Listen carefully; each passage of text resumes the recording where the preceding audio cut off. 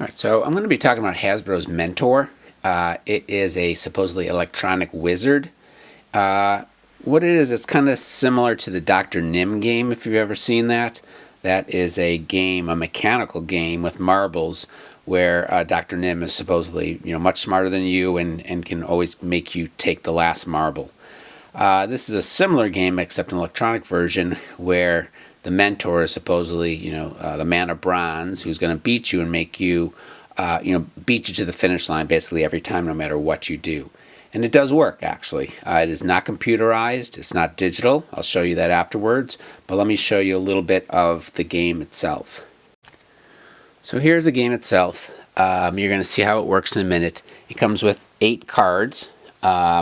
And each one is a slightly different game. They're very much all on the same theme, though. Kind of getting to the end first. This is the game. You can see this is Mentor. Inside of here, there are obviously 2 batteries. And in general, I'm going to show you now how to play.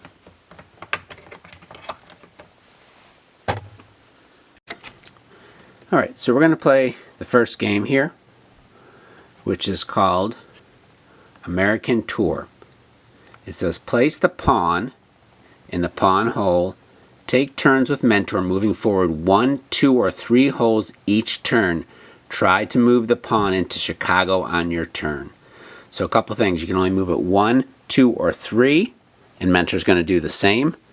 And you're trying to get to Chicago, the finish, right here, at the end. You're going to see there's lights here. 1, and this is going to tell you whether the Mentor wants to move 1, 2, or 3. Alright, so this is the pawn, and you put it there to start. So I'm going to go first, and I can move either 1, 2, or 3. I'm going to go 2, 1, 2. I leave it there, and I press down, and if you can see that lit up, it says Mentor wants to move 2. 1, 2. Alright, I'm going to move 3. 1, 2, 3. Okay, Mentor wants to move 1. There's 1. I'm gonna move 1. Mentor wants to move 3. 1, 2, 3. Now remember, I'm trying to get to Chicago, so I cannot get there. If I move 1, I'm there. If I move 2 there, I move 3 there. So okay, let's see. So let's just move 1 and see what Mentor does. And he picks 3. 1, 2, 3. He would win. So let's say instead of moving 1, I moved 2. What's Mentor going to pick? He's going to pick 2, bringing him to Chicago.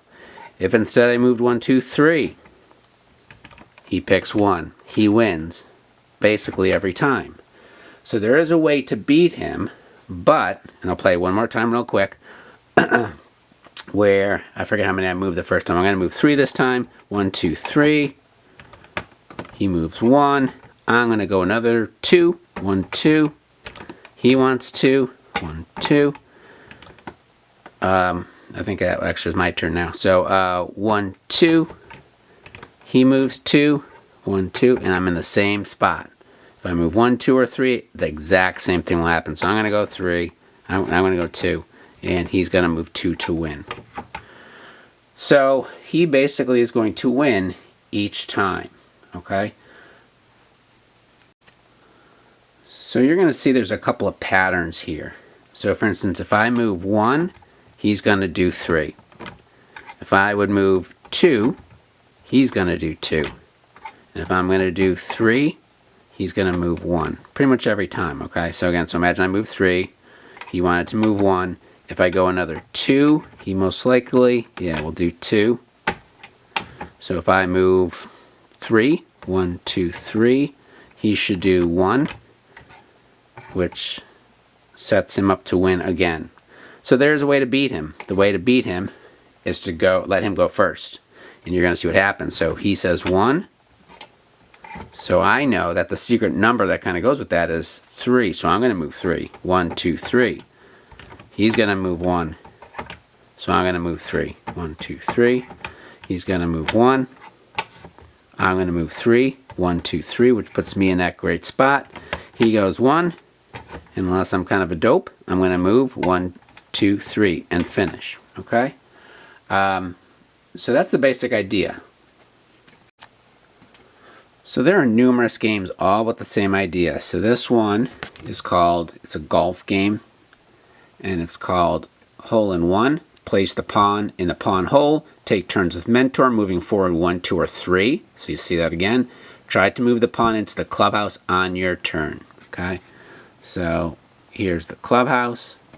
So again, this is obviously got some more holes, but we're going to see that it follows the same thing. So here's the pawn. I'm going to go first. I'll go 2. 1, 2. He wants, of course, to go 2. I'm going to go 3. 1, 2, 3. He's going to want to go 1. I'm going to go 1. He should move 3. 1, 2, 3. I'm going to go 2. He's going to go 2. And again, I'm stuck here. I got 1, 2, or 3. So I'm going to go 1. And he's going to go 3. 1, 2, 3, and beat me. So it's the same thing. There are some games that are a little bit more complex. So there's a simple Jack and the Beanstalk one. Counterplot. Return to Earth. But there are some that are a little bit more complex where there's multiple routes. So there's a starting point and you can go different routes. Okay, so this is City Streets. You must, let me see if I can get this to focus. You must start first. So it says you must start first, take turns with mentor, moving forward 1, 2, or 3 holes each turn. Try to reach City Hall on your turn by any route you wish to take. So there are some variations. This is again just a straightforward maze one called Dangerland and Treasure Hunt. So they're all very similar. Again, let him go first. You can beat him. You can go, if he goes first, if you go first, he's going to beat you. So I was curious how it worked. So I did decide to take it apart. And I've already done that. So you're going to see that I currently have a piece of wood in there just to hold it in place. Because what happened is this card here was held in place by basically these plastic posts. They were kind of melted to keep that card in place. So I had detached those previously just by kind of flicking them off with a like a screwdriver, I think it was, or the tip of a knife blade. To get it out, you really got to take the batteries out. So I'm going to take off this piece, remove the batteries, and that way that can slip off. So there we go. So this is